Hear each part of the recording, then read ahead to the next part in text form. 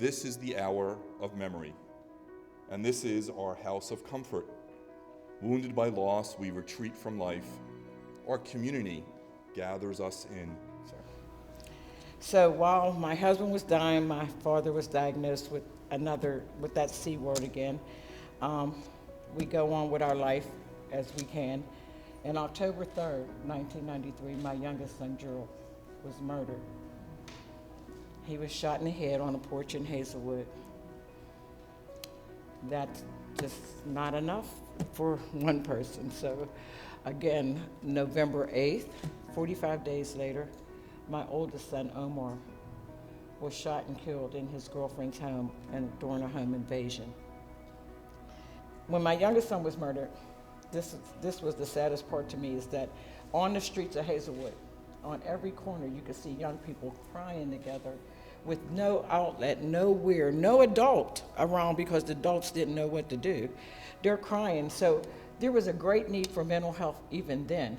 So through my building of my life back, I went to work at the Center for Victims of Violence and Crime as a counselor advocate with the criminal justice. Many of you will recall that on March 9, 2016, there was a shooting in a backyard barbecue of a family.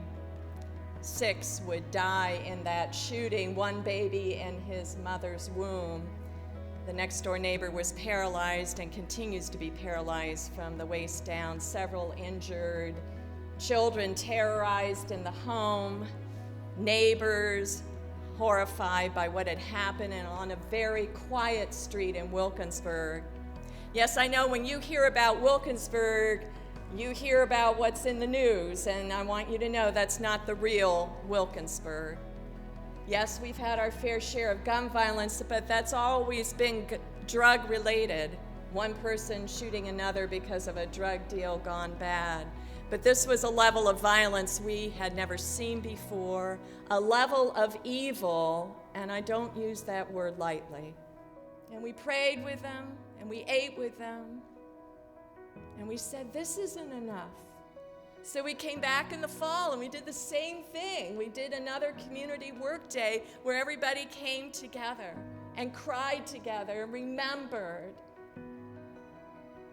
We showed up and we blessed our neighbors.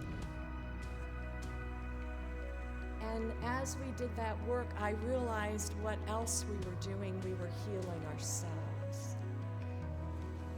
Blessed are those who give meaning to our lives. Holy and precious is the example that they leave behind. May our sorrows diminish as we recall their strength. May their wisdom protect us and help us to live.